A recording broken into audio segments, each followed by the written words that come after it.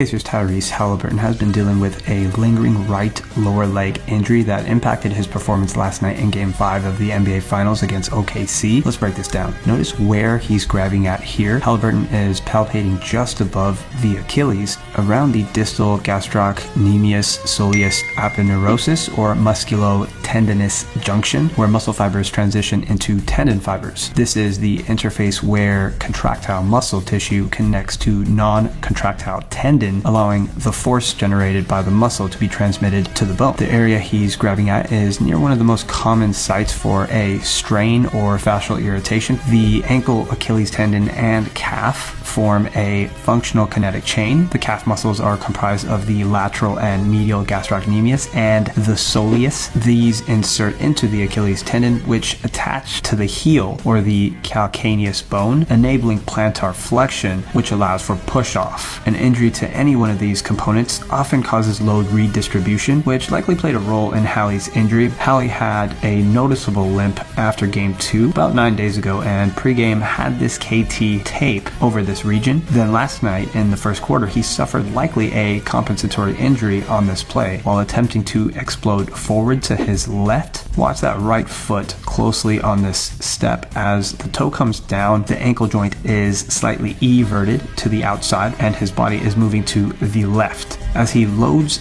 that gastrocnemius soleus complex and rapidly contracts it to push off, the muscle tendon unit is undergoing a high velocity contraction with a significant load. We do see a mild pop near the calf muscle and tendon junction, followed by a complete push off, and he would lose his footing on the next step and would be grabbing that region immediately afterward. When Hallie returned from the locker room, he had that leg wrapped up, most likely with some form of heat, which is commonly used to keep the muscle warm, pliable, and can maintain elasticity, especially if return to play is possible. This was called calf tightness during halftime, but it's important to note that's not a formal diagnosis, but rather a symptom. This can represent anything from muscle fatigue to a low-grade strain or even early tendinopathy, and he's likely to keep playing through it. The data does predict a drop in vertical jump height, sprint speed, as well as push-off torque and stride length. There's a 15 to 30% re-injury risk, which are commonly much worse than the original injury when they occur, and there's always a mild increase in Achilles tear risk. It's been a great series so far, and hopefully he's able to stay healthy throughout it. Wishing Hallie a safe and speedy recovery.